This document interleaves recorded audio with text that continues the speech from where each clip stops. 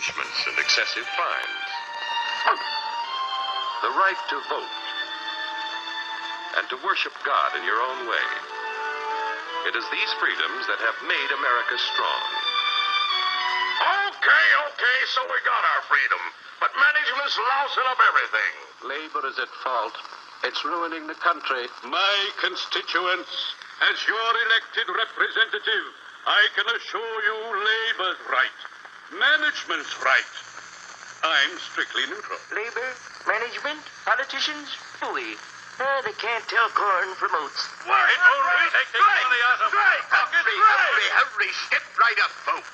Here's the answer to your problems. Dr. Utopia's sensational new discovery, ISM. ISM will cure any ailment of the body politic. It's terrific. It's tremendous. Once you swallow the contents of this bottle, you'll have the bountiful benefit of higher wages, shorter hours, and security. Enormous profits, no strikes. Remember, you're the big boss. Government control, no worry about votes. Name your own salary. Bigger crops, lower costs. Why, ISM even makes the weather perfect every day. And now then, because we are introducing this amazing item for the first time in this country, it isn't going to cost you 1 cent. All you have to do is sign this little scrap of paper, and you get your bottle absolutely free. I hereby turn over to ISM Incorporated everything I have, including my freedom and the freedom of my children and my children's children, in return for which said ISM promises to take care of me forever.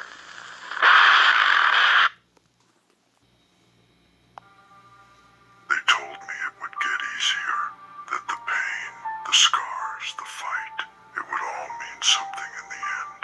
But here I am, kneeling in the dirt, drowning in silence, haunted by the echoes of everything I've lost, every battle I fought, every sacrifice I made. It left me here, alone. Victory. What is it worth when no one stands beside you to see it? War with Iran. $38 trillion in debt. You're going to war with Iran. That's logical. Human beings have the right to self-determination, but we got to go murder these people to save them from building the same bomb that their attackers have. That's consistent. America first, but we're going to use American dollars to send American children to go die for Israel. We understand the words America first differently. You're going to go approach your elders and you're going to rightfully tell them this war is dumb as fuck. And they're going to give you, well, man on TV said that I don't have to care. In fact, not only should I not care, I should support it. And I need you in this moment to reject the apathy that has defined the previous American generations culturally, socially. They built an identity, a political identity around the indifference to the suffering of others. And I need this to be the moment that you look back and you're like, this was when I stopped following people who were not fit to lead. What about the Ayatollah and the protesters? Bro, who are you lying to? Do you think that I believe you care about Iranian protesters? You believe that your government can sanction the murder of its own protesters. I know you don't give a shit about the Iranian people because my memory span goes back longer than 2 weeks. I remember 2015 when it was dead Syrian babies washing up on the beaches of the Mediterranean. And the country collectively went, nah, fuck them dirty brown Muslim people. It sucks that we're dropping bombs on your country, but it's not worth risking. One American life letting y'all in. They don't tell you how cold it feels at the top, how hollow it is when there's no one left to hear your roar. I thought if I just pushed harder, fought longer, I could outrun the shadows. But the thing about shadows, they're always right behind you. Have you ever stared into the abyss so long that it starts whispering back? Lies that cut deeper than any blade, pulling you under until you're choking on your own doubts. That's my reality. Every face I couldn't save, every hand I failed to reach. It's there when I close my eyes, and when I open them, it's worse. We got this same energy during Afghanistan. Whenever Biden pulled all the shit out of Afghanistan, everybody was like, oh, well, what about those poor Afghan people? Y'all don't even... Where were you whenever we killed 500,000 Iraqi and Afghan people across 20 fucking years? I know y'all don't give a shit because y'all forgot we were at war. is to take care of me forever.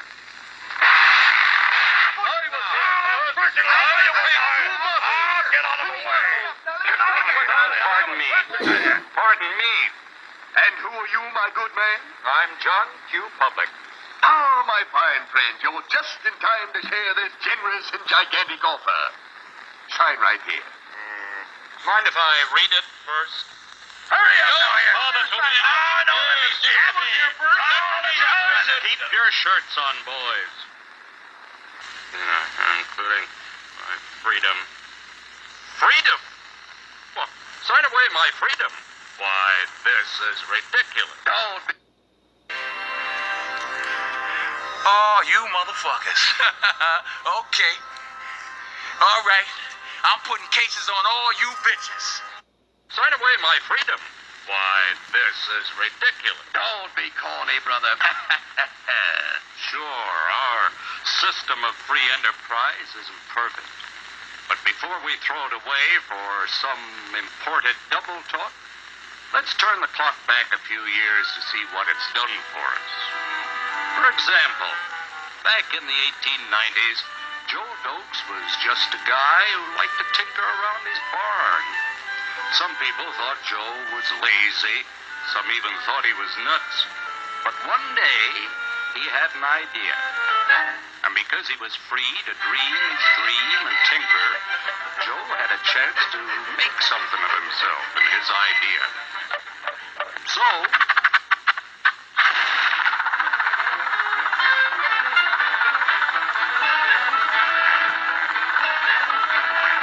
of course, some people didn't think so much of Joe's idea. But that didn't stop him.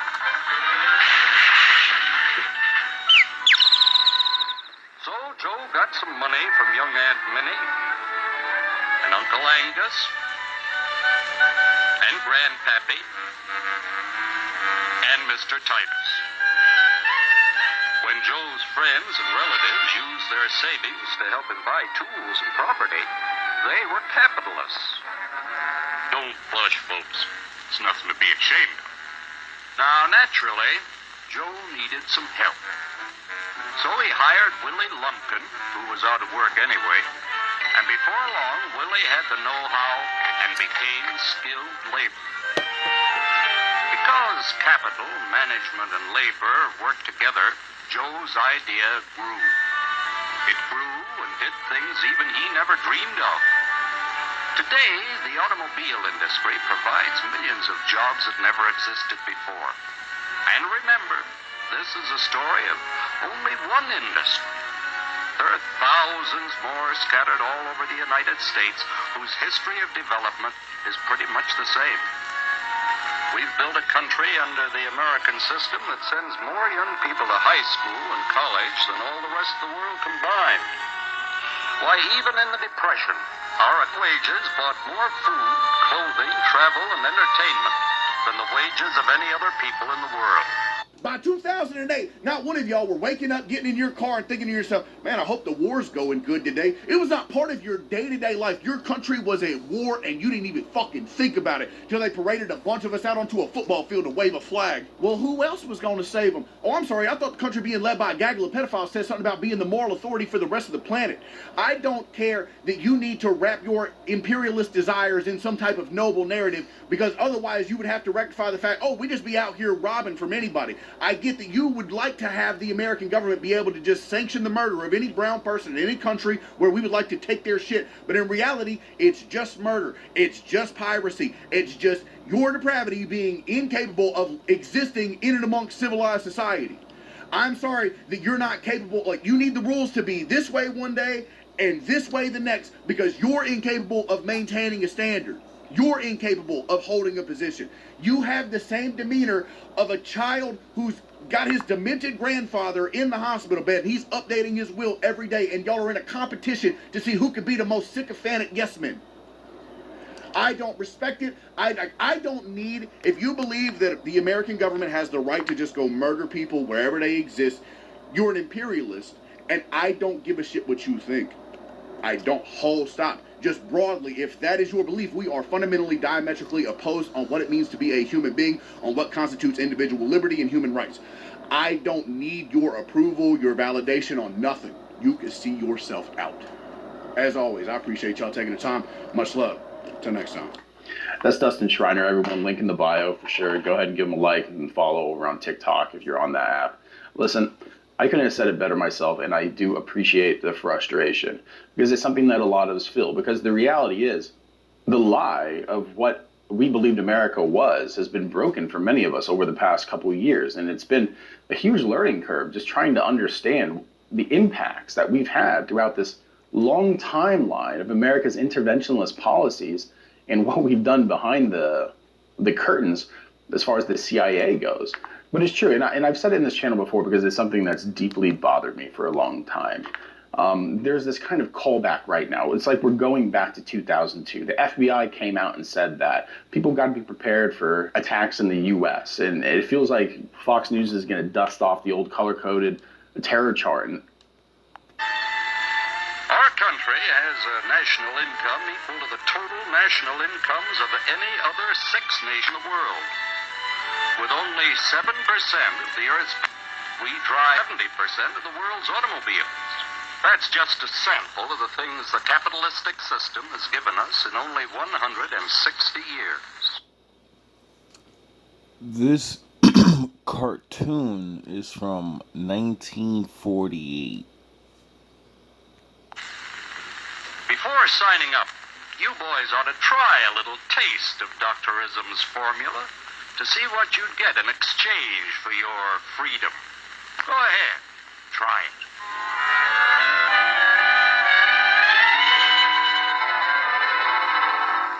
You can't do this to me! I'll strike! The state forbids strikes. Wait till the Union hears about this! Ah, yes, the Union. Welcome to our ranks, number 1313. I'll take this case to the Supreme Court. The state is the Supreme Court. Our decision is as follows. No more private property. No more use. The farm folk will put a stop to this. Farmers don't vote anymore. What'll I do for seed next year? You won't have to worry about next year. The state will do your planning from now on. We must fight to regain our freedom, or everything is lost. Everything! Everything is fine. Everything is fine. Everything is fine. Everything is fine. Everything is fine. When anybody preaches disunity, tries to pit one of us against the other through class warfare, race hatred, or religious intolerance, you know that person seeks to rob us of our freedom and destroy our very lives. And we know what to do about it. There is no dark side, nor a light side. There is only the Force. Pump that bitch up to code orange because it's a good narrative. It's a good narrative. And this isn't Venezuela. This isn't Ecuador. This isn't Mexico. This is comfort. And I don't think that that's something that we really talked about. This war is comfort for a lot of Americans. Now, out of the past 25 years, 20 of those years, America has been in war in the Middle East. And before that, we spent time there in the 90s as well. And this is a war that the psychology of Americans actually knows how to deal with. We know how to compartmentalize this and put it in the background noise of our life. Because that is what the global war on terror became for all of America. It just became background noise that we were able to drown out. Once the media stopped showing the names of soldiers who lost their lives overseas, once they got rid of the color-coded terror chart, it just became a performative act. Everyone knew that we weren't in the Middle East for righteous reasons, and there's no way that they can say that we're there for righteous reasons now, and that's why they're saying that, well, it's self-defense. Like I said, there's a Minority Report aspect to this that really bothers me, especially the fact that we were in active negotiations while at the same time, for months before that, planning this attack. and all your credibility as far as these being targeted, when one of the first reports of a bombing is in elementary school, and the count now of little girls who lost their lives, 150. That's where we're at right now. That is what we're trading for, acting off of speculation. And it all goes back to the fear culture. The fact that we are opening theaters all over the world. We have Venezuela, we have Cuba, an attempt to open one in Mexico, now Ecuador. Nigeria was on the table. And now Iran. It just feels like to be patriotic now, in this modern sense of patriotism, is just to be pro-empire. And that's not what Americans want. My entire life, I was raised around people who didn't look like me. My formative years, I lived on a base. And then after that, I lived near D.C. It wasn't until I was at the end of my high school career that I actually moved into Appalachia, into a coal mining town, and got to see just how idiotic and ignorant the explanations of racism actually were. Yeah, me too. There is only the Force.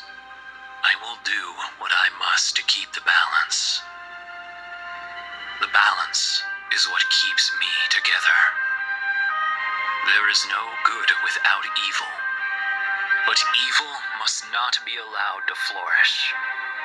But how much people held on to them and believed in them and felt as if they had meaning. It felt like they saw something that no one else sees. And that feeling, like I said before, is always something that's kind of been in the shadows of America. But now, those speculations, those secret and closeted assertions, they're given validation. And that validation is now tied to patriotism. See, there's a reason why you felt like all the brown people were against you, they say. You know? And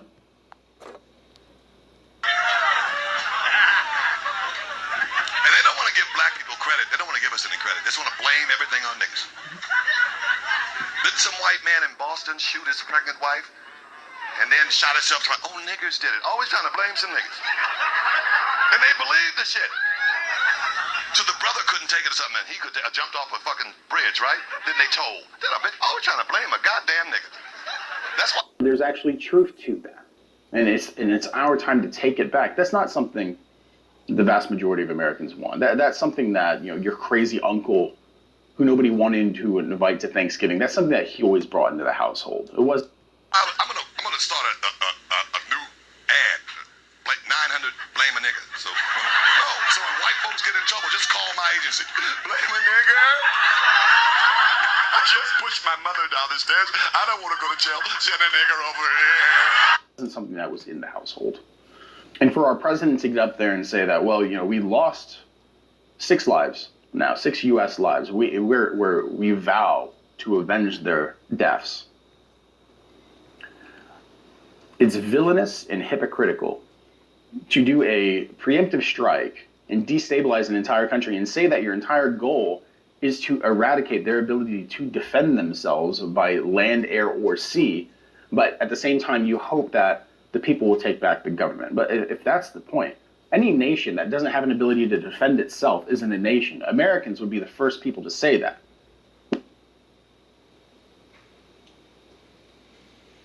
We'd be the first people to say that without borders, a nation isn't a nation. We'd be the first people to say that without a massive army to de-incentivize our enemies, we would be invaded. This entire conflict is framed by the justification of ignorance and instilling this kind of minority report thinking and getting and integrating our strategic planning with artificial intelligence is only going to make things more inhuman. And that's the push now, and we're seeing it with the new style, the new frontier of modern combat being drone warfare, taking the humanity out of the killing while at the same time the people who die are human. Like I said, this is logic and reason. It's very odd to watch a people not know they're part of the empire, but claim history and say, you know, like, whenever I've made someone mad, or they wanted to check me the best, you know, no matter what nation it is, you all say the same thing. The white man defeated you. He slaved you. You know, it's everybody's go-to thing to make me feel bad. And then I look at you and say, oh, you forgot your history. You forgot? And then to see those very same people wake up out of a fog or daze or something like that, and then be like, I don't like this. I don't want to be a part of the empire. It's like saying I don't want to be fucking black or something. You don't have a choice. You know? You're going to get treated a certain way. And if you know, speak against your brethren, well, I don't know, you gotta deal with that. But it's very interesting watching my father's words come true in my face. I've been seeing my father, like, ever since I started this journey so long ago, to prove the words wasn't real. And then, you know, learn the prophecies, learn certain things he says. I said, there's so, even as I witness the glory of it, you know, I still see other things. You're waiting for things, you know, and you're like, how? How is this even gonna happen? It's fucking possible. There's no way. You know? There's no way. And as I listen to this man talk, he makes me understand that how deep lies and manipulations, and you know, most people are really good. And that's where the Jesus forgive people things for they don't know, you know, that I think that's why he said that up on that cross. Without empathy. And when you have taking the humanity out of the killing while at the same time, and that's what we're seeing. So we can talk about 6 lives being lost, but what about the thousands of people who are dying in Iran right now? Listen, to be opposed to this isn't to be a traitor. To be opposed to this is to look at our history in foreign relations, our history in military policy, the evolution of foreign relations and global relations. You said that your people have been fighting for 400 years. And your people too. So I just want you to explain what you mean by that. You know what I'm talking about. Y'all all know what I'm talking about, man. Don't sit up here and try to bait and not know what I'm talking about. Y'all know what the I talk about when I say these things. Your people too. Explain it. Not everybody knows what you're talking about. Radio Raheem. I love the way he said that. Radio Raheem. Go look that up. As we moved out of the 19th century and 20th century into the 21st century, and realized that this kind of big stick diplomacy just doesn't work anymore. And there's a reason why America feels more isolated. There's a reason why Americans don't feel like they have any say or ownership in the direction of our nation. That's because they don't. You said that your people have been fighting for 400 years. And your people too. So welcome to the club. Like the president said, it doesn't matter what the will of the people is. I'm going to continue to do this because I believe that it needs to be done. That is not what an elected representative of a republic does. I just want you to explain what you mean by that. You know what I'm talking about. Y'all all know what I'm talking about, man. Don't sit up here and try to bait and not know what I'm talking about. Y'all know what the I talk about when I say these things. Your people too. Explain it. Not everybody knows what you're talking about. Radio. Tulsa. The fact is, our nation is being broken in front of us by the same people that are supposed to maintain our same nation. And the excuse of sitting back and saying, well, it can't get any worse. Yes, it can. It can get worse, and it's been proven that it can get worse again and again and again. You know, this entire thing, this entire run that he had is, if you vote for a Democrat, we're going to have a war within a year. But in turn, you vote for him, we're in a war and have multiple conflicts in the same year, and we still have 3 years left. Like I said, we're bringing back 2002, but this is all the worst aspects. I was only born in the 80s. I don't know that when there wasn't a war. And then since I look things up, you know, talk to older people, in their time there was war. So once you really start realizing, you know, it's always been there. It saddens you. It should sadden you. Being on a defeated side, you know, it really saddens you, because then you start understanding why everybody treats you a certain way. Because they know. But then, at the same time, they're waking up because you're in the club now. Of the early 2000s. And you know that they hope, by God, they hope that there's some kind of major incident that happens in the United States and there's a mass casualty event. You know that they want that, because if that actually happens, then the justification is validated. It will ignore causality, it will ignore cause and effect. It will... Radio Raheem, I don't have to explain what's understood, man. You know what I mean by that. Suggest people, you know, be safe out there, cause you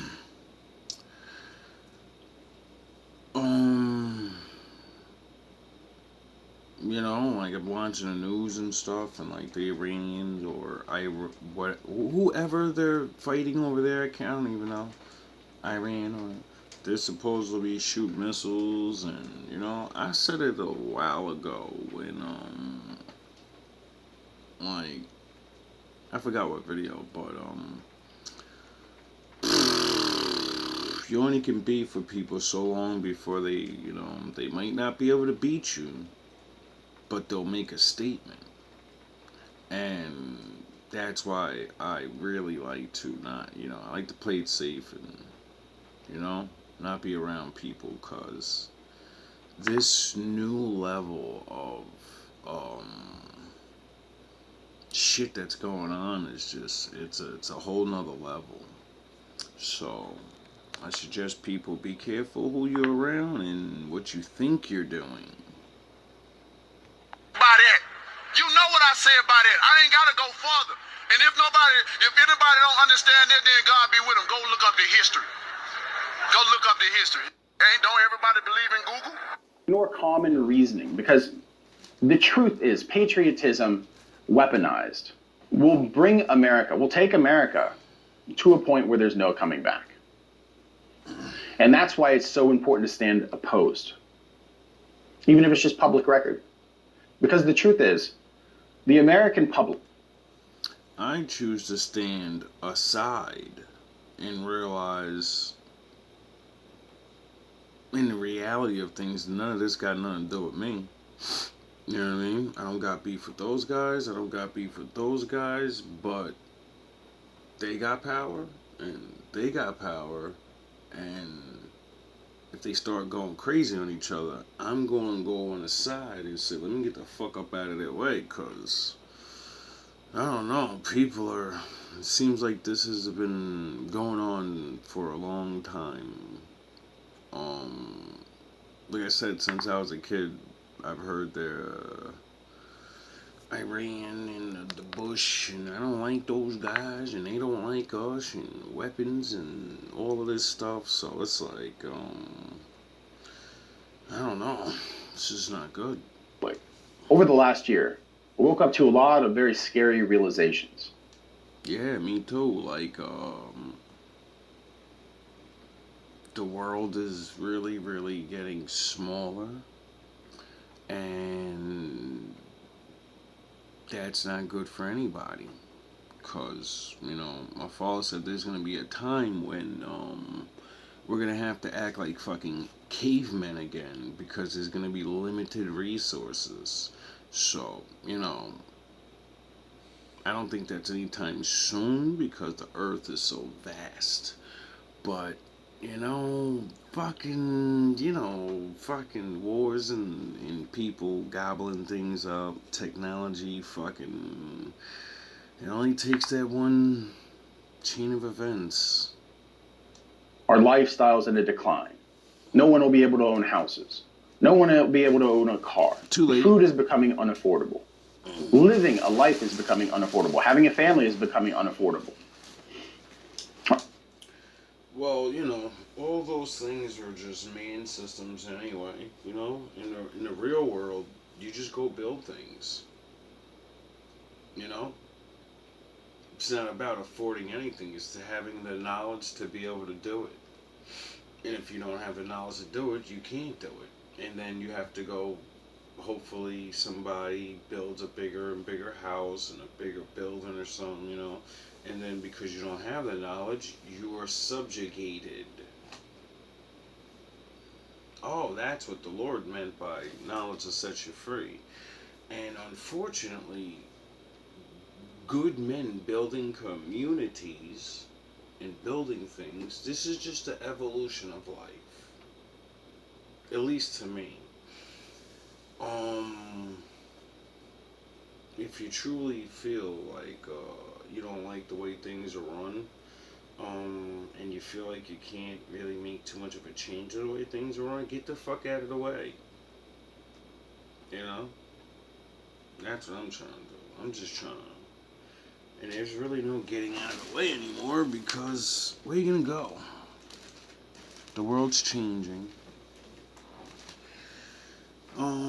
Nobody wants to go and buy land and build communities that are, because every country is the matrix, so you're just living in the matrix, but you have your own section of the matrix, and that's hard to do because you need skills. So unfortunately, the old way of life is going to be the only way to bear through this next way. So I suggest people start realizing you don't need to waste so much more money. Your kids don't need to move out at 18.